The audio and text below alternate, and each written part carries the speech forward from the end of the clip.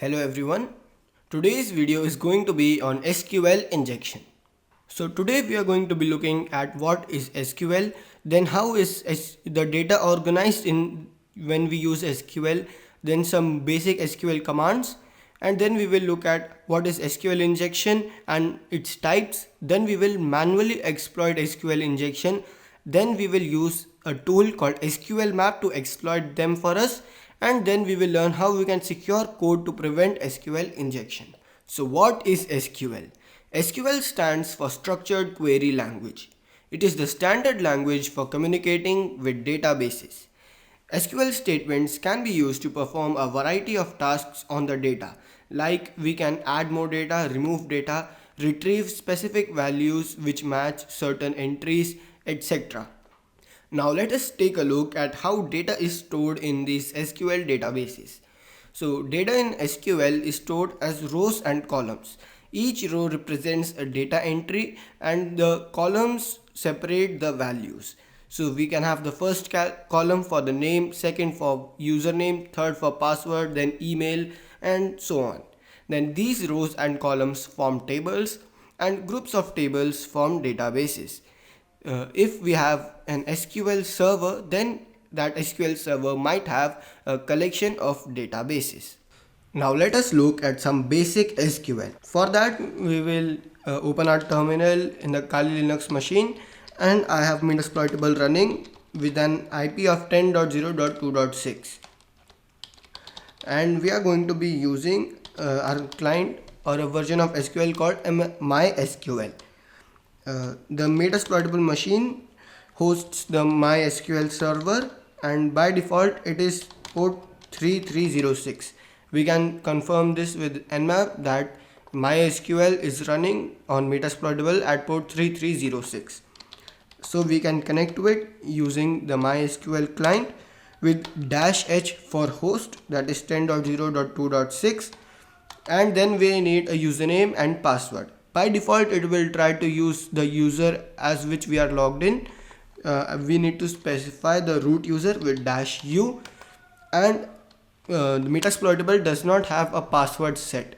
So if we had a password, we would put -p and then we would be prompted for our password, or we can simply omit the -p, and so we are in our prompt. And before that I'm going to open Tmux so that I'm able to scroll easily, and then again run the same command. So now we can use the show command to show all the databases on this server. So show databases, and we see that we have the following databases. The information schema stores the information for all the other databases, how the data is stored in them, and the other are created by us. And then to use a particular database, we can use the use command and then use then the database name. For example, the DVWA database, and we see that database changed. Now to show the tables, we can simply use show tables, and all commands have to end in a semicolon, as you can see. So we have two tables in this database, that is guest book and users. So to read all the values in this users table, we will use the select command, select star or the asterisk, which stands for everything. So select everything from the users table. So let me make this a bit smaller. So what we did was select everything from the users table, and we see the following with the first name admin, the user ID, then first name, last name, user, and password, then the avatar. And so this is how we can select everything from users. Similarly, if we want to select everything from the other table, which is guest book, so we can use the same syntax, and instead of the users we can just type guest book, and this will select everything from the guest book table. We can also select everything from the two tables at once, like this. and this will select everything from both the tables as such. So next what we have is, let's again use the same command, select star from users. Okay, so this was our output. Now suppose that in a web application we have to log in with our credentials such as username and this password. So what the web application does is uses a where query along with this select statement. So what it does is it selects everything from users where the user is equal to the data provided by us. Suppose it is admin. So what this will do is select everything from the users table where the user column or the data in the users column is equal to admin. And we see that we got only one result back, since there is only one entry in this table where the data in the users column is admin. And now we can add more filters using the OR operator or the AND operator. So if we have where user equal to admin or user equal to, let's say, 1337, which is another username, and we see we got two entries. So it has selected everything from the users table where the user is equal to admin or the user is equal to 1337. Now we can also combine the AND operator, and we can say that AND first underscore name equal to admin, and we see that we got only one query returned. Why? Because there is only one entry in this table where the user is equal to either admin or 1337, which is the case here. We have the user admin and the first name is also equal to admin. So this is how we can combine filters and select certain values. And now let's see how we can insert values into a table. So what we are going to do is select everything from users, and we can see that we have only 5 values. And what we are going to do is insert, which is put the data into, which is in which table do we want to insert this? Insert into users. And what values we want to insert? These values. So we have user ID 6, then first name hacker,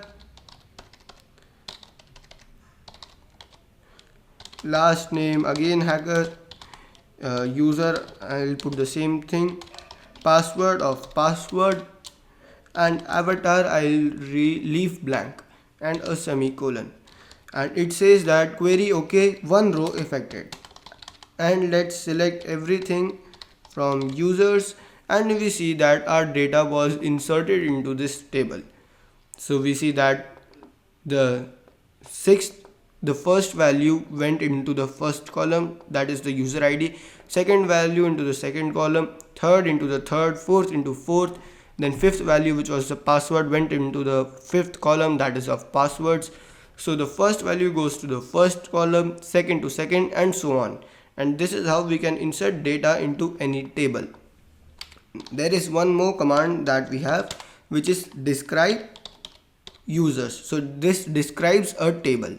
What this will do is give us information about the data stored in that table. So it will give us the type and the other important features of the fields of that table. For example, if we describe the users table, it will take all these fields, the user ID, first name, last name, user, password, etc. Give us their type. For example, the user ID is a int which can be of maximum of 6 length. Then can the user ID be null? No, it cannot be null. Then is there any default user ID? Yes, it is 0. Then we have a first name which is a varchar of 15, so it can have a maximum length of 15 characters. Can it be null? Yes, default value is also null. And similarly we have for all of these. Now in extra we might have auto increment, which means that the user ID might be incremented automatically, or some other features. So this describe users is used for that. So now we have seen how we can show databases, tables, read everything from a table, then how we can insert into tables, then how we can see how we can describe the fields of a table. And so now let us get into some actual SQL injection. So now what is SQL injection? SQL injection is a type of injection where user input is executed as part of an SQL query. It occurs when the user input is passed to a database without sanitizing, and the database has no way of knowing what is user input and what is part of the query, and thus the user input is also executed as part of the query. For example, we have a query select star, that means select everything from users table where the username is equal to, and in that equal to we put the user input and then we execute it. So for example, if we put user input as admin, so the query would become select star from users where username equal to admin. But now if we put the username equal to as a single quote to close the single quote after the equal to sign, and then we put or 1 equal to 1 and a hash sign, then what the query becomes is select star from users where username equal to single quotes and single quote closed or 1 is equal to 1 hash. So what this means is select star from users where the username is equal to nothing or 1 is equal to 1. Now 1 is equal to 1 will always evaluate to true. So what will happen is that it will select everything from the users table, and everything means everything, because 1 equal to 1 is true, and all the values which are not false or not null in that table will be returned back, because all the values which are not null will obviously be true, and so that is why it will return everything from the users table. The hash sign, what the hash sign will do is, if there is anything at the back of the query or after the hash sign, it will be commented out. So the hash is basically a comment, so everything after it will be commented out so that it does not interfere with our injection. Now the types of SQL injection. Mainly the normal SQL injection that we see is that the web application shows the results of the query, and sometimes it also shows the error messages. And the other we have is blind SQL injection, in which the web application does not directly output the result of the query, and in such cases we have to use the either boolean based or time based SQL injections to get output from the database. So now let us get into some actual SQL injection and start exploiting it in the damn vulnerable web application. So we are going to go to the Metasploitable machine, which I have running in the background, and it has an IP of 10.0.2.6, and I'm going to use DVWA, login with the default credentials of admin and password, and I got even the password wrong. And then we are going to change the security to low so that we can learn how to exploit this. And we have this form which asks for a user ID. So let's try 0 and we have no result. Then 1 and we get first name admin, surname admin. Then we try 2 and we get first name Gordon, surname Brown. Then let's try 3, hack me. 4, Pablo Picasso. 5, Bob Smith. 6, and this was the last entry, I think. So 6 is the last entry. And let's closely look at this URL. So let me just open up a terminal, make this bigger, open nano, and so we have this URL. So we see this is our URL, and then after that we have two get parameters, ID and submit. So submit indicates the that we have to that we are submitting this form. The interesting parameter is ID. So whenever we make a request with the ID, this parameter changes. So let's try 1, and we notice here that the parameter changed to 1. This ID is the parameter that is being sent. So now let us try to imagine what this what this SQL query might be executing. So since it gives us the first name and the surname, it might be select first name comma surname, which might be the two columns in the table from users. So we do not know what exactly it is executing, but we can try to imagine what it might be executing. So it is giving us the first name and the surname. So we can say that first name and surname might be possible columns in that table, and that table might be named users, where the ID is equal to, and then let's say we have our user input. Okay, now let us suppose that this user input is not sanitized and is passed as it is, and the ID is not enclosed within quotes. So it is like this. So if in the, let's just copy this. Can I copy this thing? I think I can. So I'm going to open it again, and we see that when we put ID equal to 1, there is no error. Okay, so now if it is not wrapped in quotes like this, then we simply should be able to put or 1 is equal to 1 and then a hash after it if there is anything after this query. What this will do is select the first name and surname from users, where either ID is equal to 1 or 1 is equal to 1. Now 1 is equal to 1 is a true statement which will always evaluate to true. So what this will do is select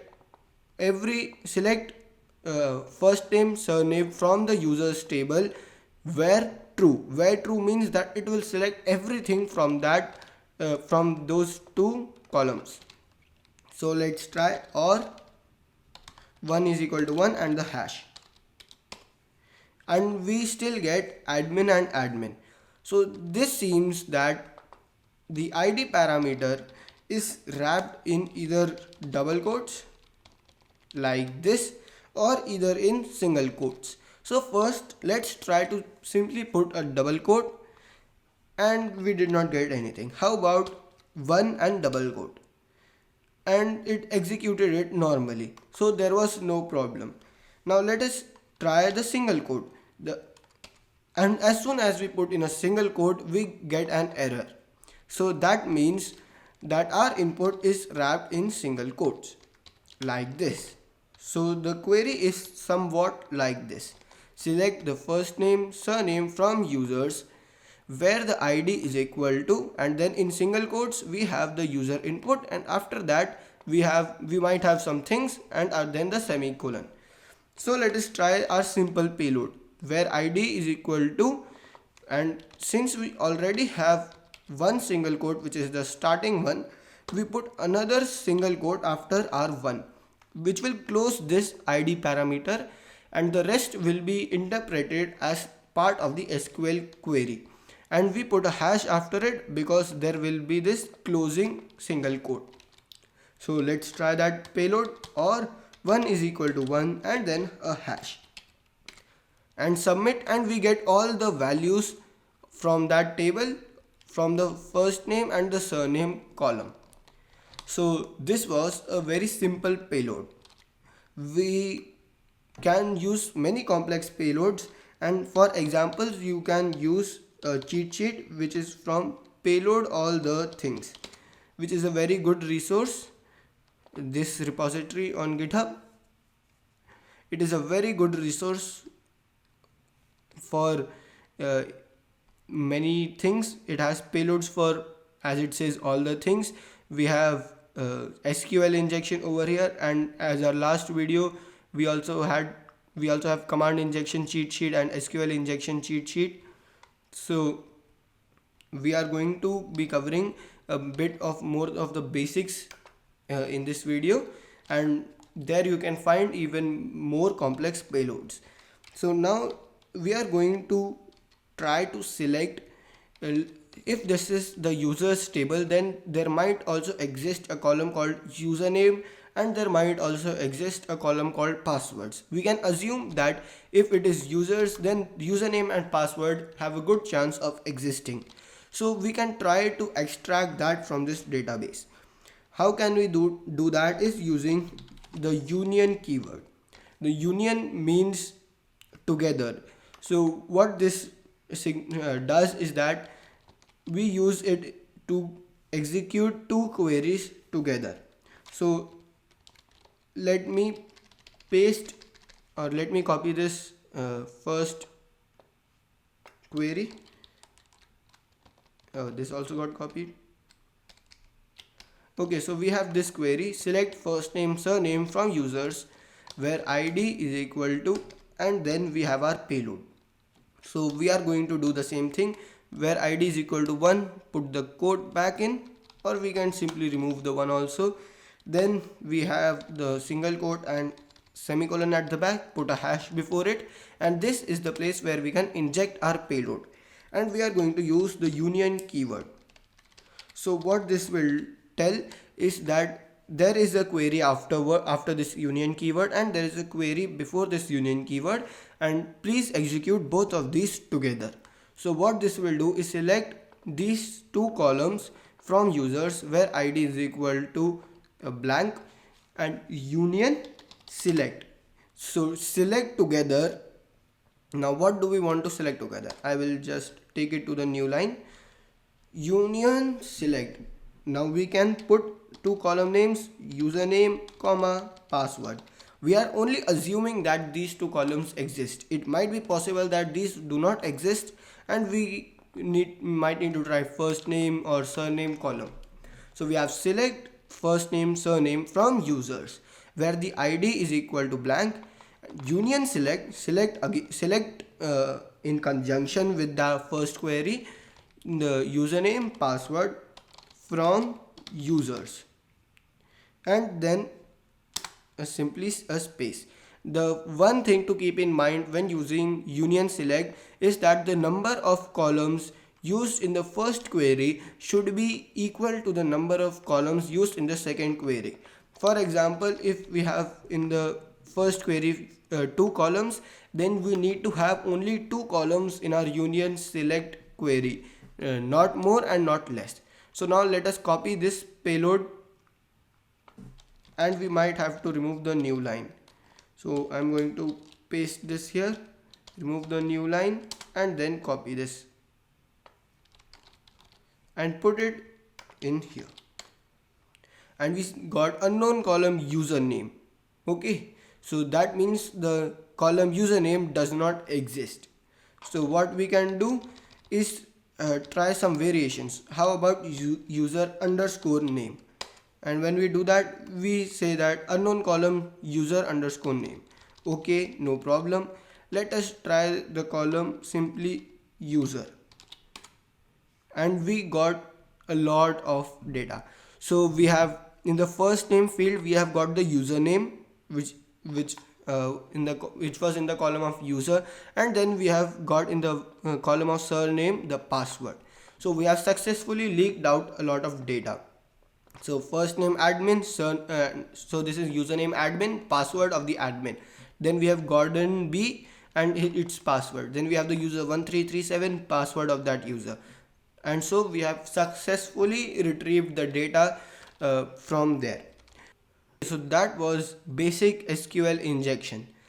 So we have successfully got the user and the password from there. Now we could have also tried to get data from the information schema table. The information schema table holds a lot of information about the tables, the database names, the users, their roles, privileges, etc. So we could have used this union select statement to select data from that information schema table. So let's try that. Union select table name, table underscore name, and again table underscore name from information underscore schema dot tables and a hash sign. Let us see if this works, and boom, we have got all the tables that exist in this database. So that is all the tables that exist in this database. Now we have not got in which database does this table exist, but we can try it one by one or retrieve all the databases. So we have a user table, accounts table, credit cards table, then we have pen test tools table. We have many tables, as we can see. Now instead of tables, we could have also tried union select, I think it is databases, I'm not sure, from information schema dot databases. So let's try this payload. Okay, so we got unknown error. Now I will not go dive into how we can extract a lot of data from this table, but we can extract all that. We can take over that database and we can even execute our own commands. So this was how we can manually exploit this. Now we will manually exploit the blind SQL injection, and then we will look how we can use SQL map, which is an automated tool, to exploit this vulnerability. So let us go into blind SQL injection, and here let us repeat our same procedure. So let's try 1, and here we see id is equal to 1, then we use 2 and then 3, and then let us just put a single quote, and we got no error. But in the case of SQL, normal SQL injection, when we put a single quote, we instantly got an error. But in blind SQL injection, we have got no errors. We can try a simple payload of or 1 is equal to 1, and we have got all the data.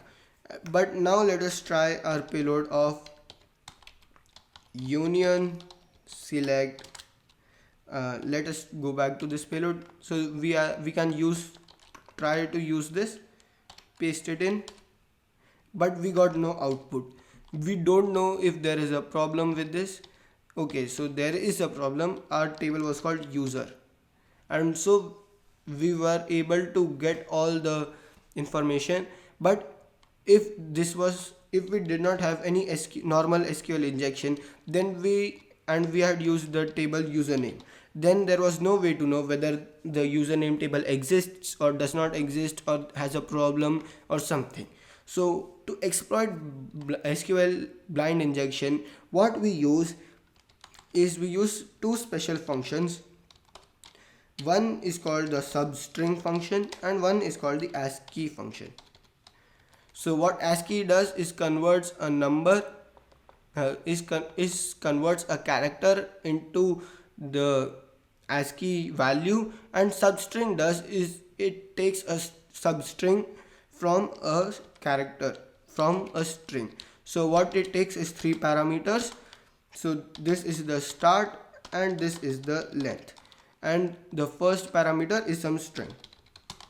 So what substring will do is, from the value which we supply, which will be the start, the one is the first letter, 2 second, third is the third letter.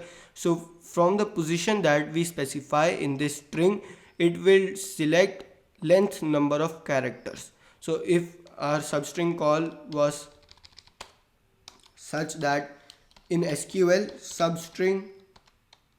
substring of hello at start 1 and character 2, then what this would return is HE, because at the first index and from the first index 2 characters is HE.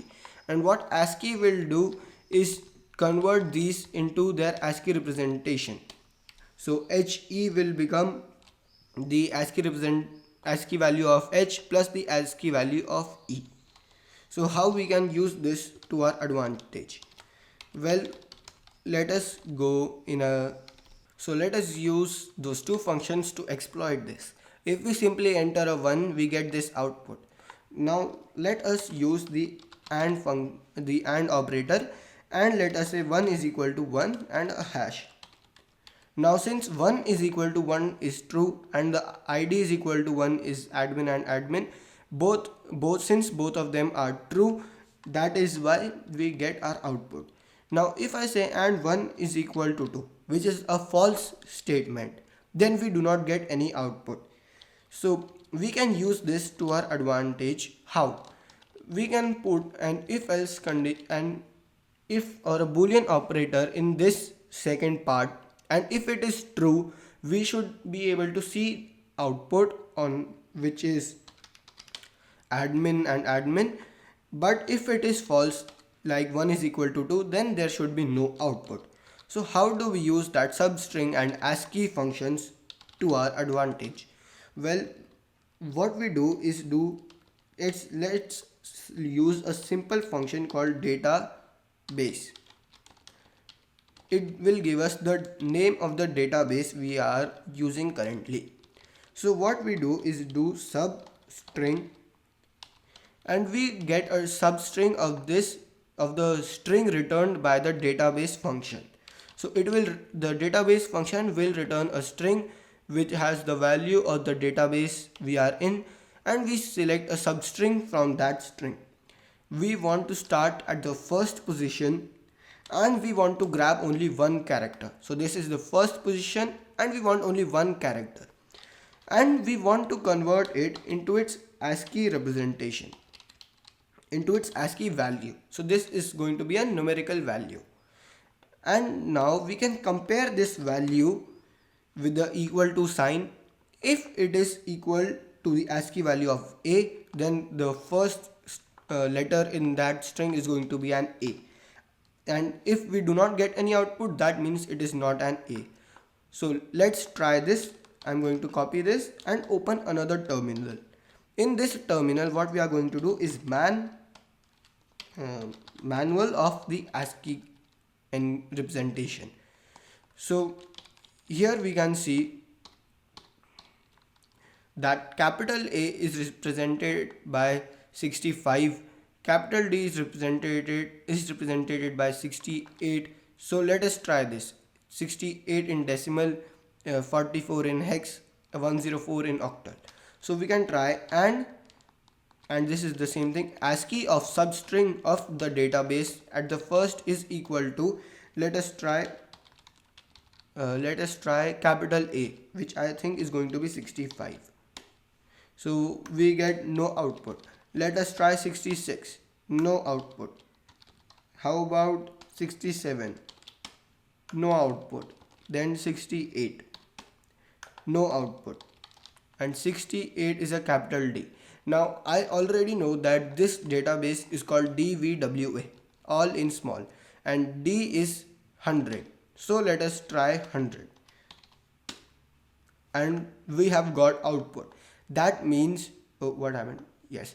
So that means that the first letter in the string returned by the database function is a small d. So we can brute force this and find out what is the name of the database, and we can slowly brute force all the data that we want by simply using this function. So we can now I know that this is DVWA. So for V we can scroll down. I think it is 118. So we have 118, and we can try that. We want the second character, and let's see if it is equal to 118. Yes, it is. That means the second character, the first character is D and the second character is V, and we can slowly brute force this and extract all this information. So that was how we can manually exploit SQL injection and blind SQL injection. Now let us try to do this the automated way. For this we will use a superb tool called SQL Map, and it's a tool written in Python 3, the SQL Map tool, and we can use this to exploit this SQL injection vulnerability. What we will do is put id is equal to 1 and then copy this URL. Now we will use SQL Map and dash u or dash dash url, and then we will give it this URL. We can optionally remove that hash sign, and then what we are going to do is put a dash dash cookie. Why do we need a cookie? Because we had to authenticate to the damn vulnerable web application, and it needs a cookie, and we need a cookie to prove to the DVWA that we have authenticated. And that is why we will need this cookie. PHP session ID is equal to this, and we have security equal to low, and we can hit enter and see that it is going to check. It tests the connection to the target URL, and it checks if it is protected by some sort of firewall. Then it tests that the get parameter ID might be injectable, and it says that possible DB is MySQL, and I'm going to kill this and open tmux and run it in that. Let me just copy my command first, because tmux allow for a greater flexibility. So this is our command, hit enter, and we see that we are prompted that it looks like the backend DBMS is MySQL, and this will keep prompting for input. So it says that do you want to include all tests, and the capital letter signifies the default value. So what it will do if we do not pass any value, and then it will start to inject and exfiltrate data out of that, and we can do all sorts of things with SQL map. What I'm going to do is kill this, and then I'm going to run it in batch mode, dash dash batch. What this will do is not prompt me for any type of input, and this will simply run all that it knows and try to find out if there is any SQL injection vulnerability in any of these parameters, and it has stopped and has found the vulnerability. It says that get parameter ID is vulnerable, and do you want to keep testing the others? And no, we do not want to test any others. So it is injectable, and it has found that ID parameter is injectable. Now let us try SQL map dash dash help. And so we have a lot of options.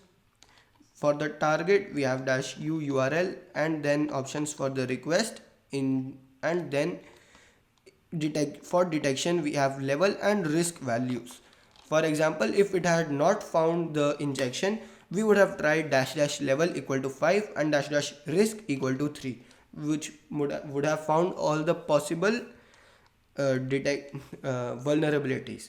And now what we can try to do is enumerate using all these options. What it can do is using dash a or all, it can retrieve everything. Using dash b, it can retrieve the banner, it can retrieve the current user, db, then the passwords or the hashes of all those users, then all tables, columns, the schema, and dump database table entries and dump all. So let us try all of these one by one. And then we have the operating system access. We can even try to access the operating system using dash dash os dash shell and dash dash os dash pawn. I have not tried to use these yet, but we will try to use both of them. So we have and batch and flush session, and we have also SQL map shell and wizard. So what we can try to use with our previous command using dash dash batch is, let us try dash dash dump. And if you notice that it carried on where it left off, because SQL map cached all the vulnerabilities it found, all the information it found, and then it continued from there so that it does not spend more time detecting the vulnerabilities. And then it is dumping all the data, and we were using the users table, so it is dumping the hashes for those users which we saw when we injected using the or 1 is equal to 1 functionality. When we injected it and we exfiltrated out the passwords and the username, we got all these hashes, and SQL map has also received all those hashes and is also cracking them, and we got the dump of the databases. So we can make this smaller, and we have retrieved the database. So this was the table users. We have retrieved two tables from that database. So, and it is the dvwa.users. So we have the user, avatar, passwords, and it has also put the cracked passwords. So when we use, I think this is MD5 algorithm. So when we hash this password using this MD5 algorithm, we end up with this hash, and so it has also cracked this for us. Then we have the last name, the first name, and all these other columns. And now we can, instead of using dash dash dump, we can do dash b, which stands for banner. It got the banner, which is backend Linux Ubuntu and greater than equal to 4.1, and banner is 5.0.51a dash 3 Ubuntu 5.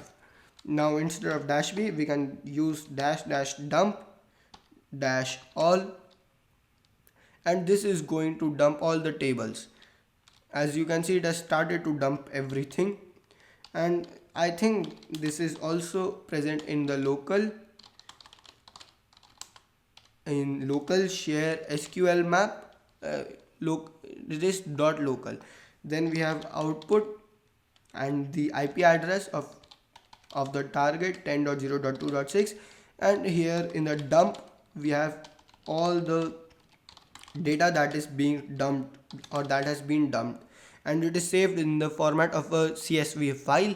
So it is comma separated values, and we see that all the data that it received or it was able to get from the database, it has put it over here. And so this is dumping a lot of information. Okay, so this is a lot. I think this is from the information schema table, but for now I'm just going to kill this because I think this is going to take a lot of time. So I'm going to kill this, and we are going to use some even better features of SQL map. Let me just go back to the help menu, or let me just do SQL map dash dash, it was dash hh.